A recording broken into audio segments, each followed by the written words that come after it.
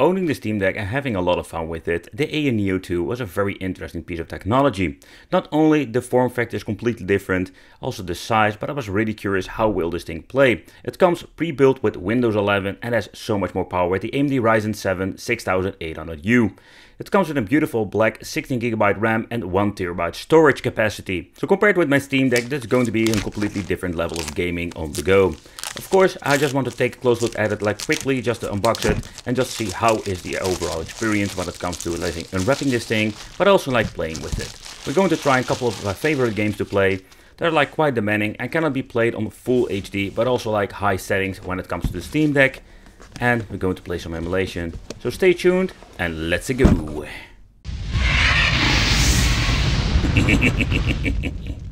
Neo comes with a premium price, but I can tell you the way how it presents it is absolutely like a premium feeling. And that's the thing that I'm getting like with the Neo at the first time I'm just doing an unboxing here with you guys. Another thing, we do have like a lot of documentation that basically explains how everything works, including the special software that comes with it, and even a quick explanation how you need to basically like shut down the sensor at the sides. Everything is provided inside the box itself, of course, but let's take a close look at the handheld, and I can tell you the way how this thing looks is absolutely amazing. Another thing that really appeals to me is just the way how this thing feels in my hands. It's way more comfortable than the previous models of, let's say, AGN Neo, and that is something they did absolutely like a great upgrade with. Underneath we're going to get ourselves another layer, and here we're going to find the power supply and everything that we're going to need, including some Type-C to USB 3.0 converters. Grabbing it out of the box, I can tell you that I was quite flabbergasted with the overall quality. The bottom part is made out of plastic, but not like the cheap plastic we have seen before. It comes with two joysticks and a D-pad, and at the left side and right side we do have some extra buttons. I can tell you the joysticks feel very nice and they play great. They play absolutely amazing, especially when it comes to playing some old school retro games or modern games. I was not sure about the A, B and XY button because they're very tiny and I'm used to playing with, let's say, bigger buttons. But I can tell you they feel absolutely great and didn't have any problems when it comes to playing some games. Especially an ear button and a home button for like navigating through back to the desktop. Underneath we're going to get ourselves two speakers and of course the Type-C connection for charging. And here we're having like a compartment they can open up that works by the magnet. Yeah, magnets baby. And basically what you're going to get over here is like an option to add an CF card or micro SD card. At the top we're going to find ourselves the on and off switch. We're having some extra buttons over here, the L3, R3, and we're having like click in the joysticks. So everything that we're going to need, even including two Type-Cs at the top if you want to add, let's say, a hard drive or need a data transfer or add a keyboard and mouse, you can do everything at the same time. So very great that they have enough basically like Type-C ports for connecting everything and charging, volume control, everything that we're going to need. And then we have like a shoulder button and a special trigger button. But what I find appealing is just the way how this thing feels and how it looks. And I can tell you, it looks great, but it's going to be a fingerprint like magnet. It's going to be a crazy thing. Nevertheless, very cool. Let's, underneath the joystick, they'll also change when charging. Let's remove the screen protector. We're like in the wicked ASMR mode. Yeah. But okay, so let's set it up. What I needed to do, my touchscreen didn't work whatsoever. So I'm going to plug in keyboard and mouse. And we're going to set everything up in combination with like emulators and just download some games. And just see how everything works on this machine. And also how it's with the software itself.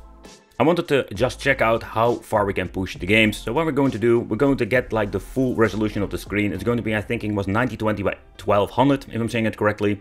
And of course, we're going to put them on game mode with the special software that is built in the machine. And just see how far we can push it with a couple of games. So this game is absolutely not like very demanding, but still it's a very cool game to play. On the full HD resolution this display supports in combination with every setting set to high. My gameplay is absolutely garbage, but I just wanted to enjoy this on the handheld itself.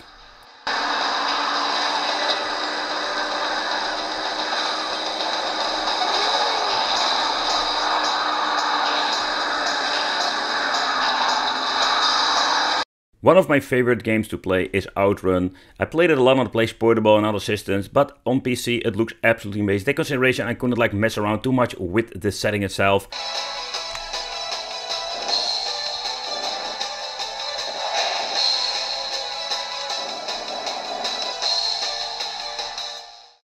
But buying an Neo 2 for Street of Rage 4 or similar games, I think it's going to be completely overkill. Don't get me wrong, it looks so beautiful on this very nice high definition display.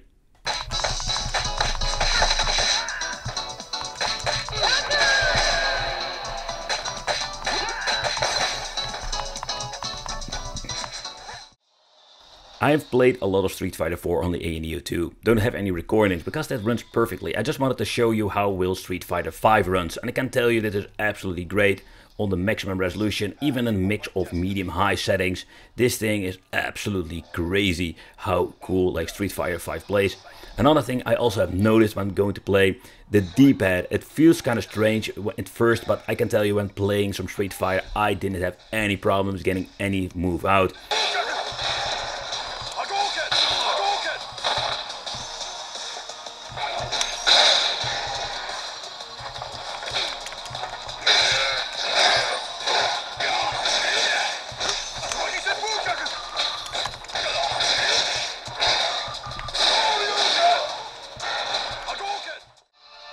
Everything that lives is designed to end. So, you dare defy me?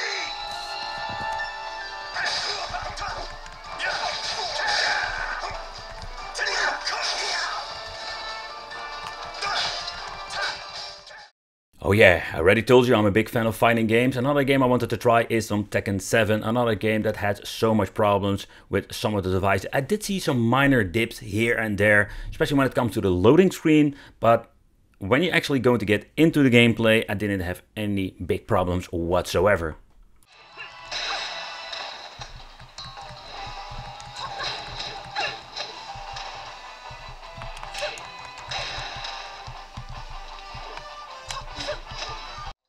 Okay, so I just wanted to push everything to the limit, just see how far we can get on high settings. With Crash Bandicoot, I did remove the bloom effect because I find it quite annoying. But also when you're looking at everything on high, in combination with the maximum resolution, I did notice the game will dip between 50 and 60 FPS. So we do have some limitation with some games, but take consideration, it still looks amazing. And I personally didn't really notice, if I don't see the counter at the left, how many frames we're playing with.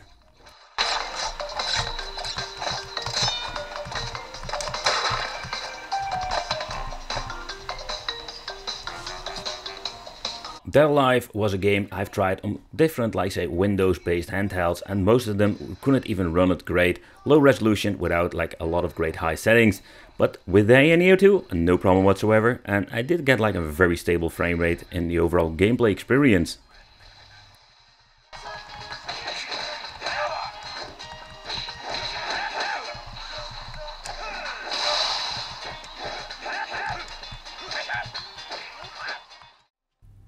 GTA 5 is able to play on the full resolution of the display in combination with a mix of medium, especially high settings. I was quite surprised to see how good it ran. Take consideration, it was capped on 30 FPS and it was on stable 30 FPS.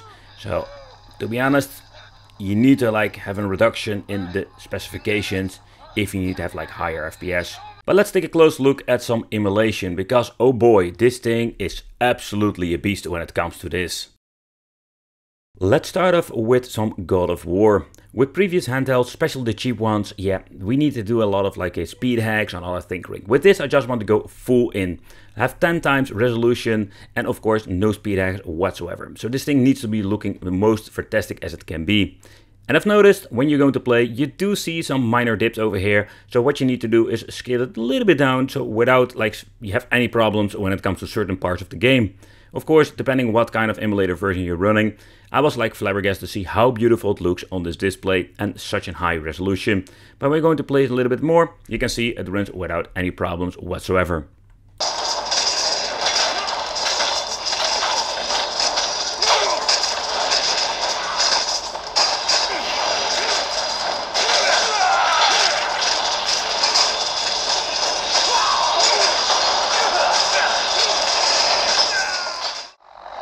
And with such an expensive handheld, we can also play PlayStation Portable emulation on higher resolution without any problems. In this case, I just wanted to touch on, as it is tricky. It's maybe not like the most demanding game, but just I think it's one of my favorite games I played back in the day, but also now on my PlayStation 2. So I just wanted to try it out on the handheld, the ENU 2. And I can tell you, I really enjoyed it, and it plays absolutely great when it comes to the joystick itself. Xbox Classic can be played on an ANEO 2 without any problems, but I also wanted to check it out how it goes when you're going to upscale it to higher resolution internally. And I can tell you, oh boy, it looks absolutely amazing and it plays great on this device. So with so many power we're having now, we can even like upscale, like say, more demanding systems. And with the emulator we're using, it's absolutely great.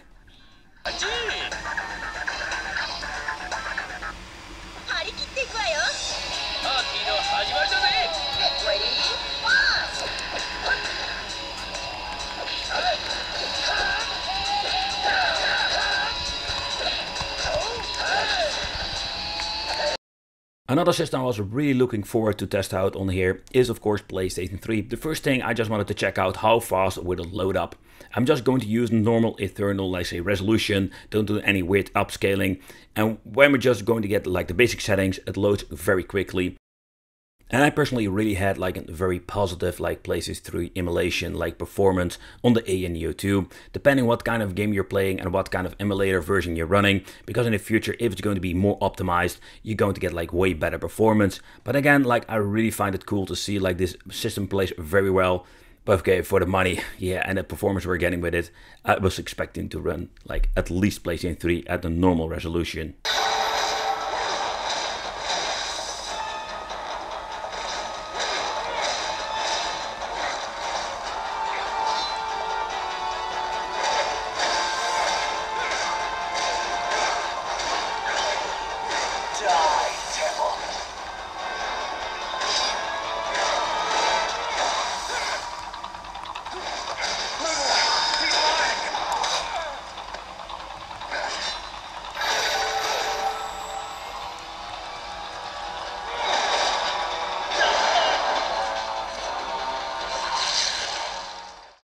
So in the end, basically ANEO 2 have every single option when it comes to playing games.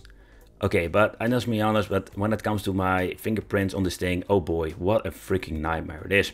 But beside the point, the other thing is when you're looking at the software that comes with it, I really love the software that we can just like open very easily in the game itself. So if you want to adjust the wattage that basically drains from the battery, or better said, like it uses, it's just great. You can just switch if you're going to play an indie game. You can just basically add your games to this interface. When pressing the button, you can just easily like boot up the system, go to the interface, mess around with it, like have some shortcuts set in. And the software they're giving you, it gives you like a better experience. It's not perfect. Like Bodasera, you can just boot it up and just play your games without any hassle. I did notice like it's still a Windows machine, so sometimes you need to set everything up perfectly with Launchbox, for example, and just to have like a perfect experience. And again, like you can play so many cool games, AAA games, old school indie games, and also like yeah, you can play some cool emulation. Yeah, I really love the handheld for what it is. Let me know in the comments what do you think of the ANEO 2. Is it better? Is it going to be your Steam Deck replacement? Thanks for watching, and it would be great to see you in the next video.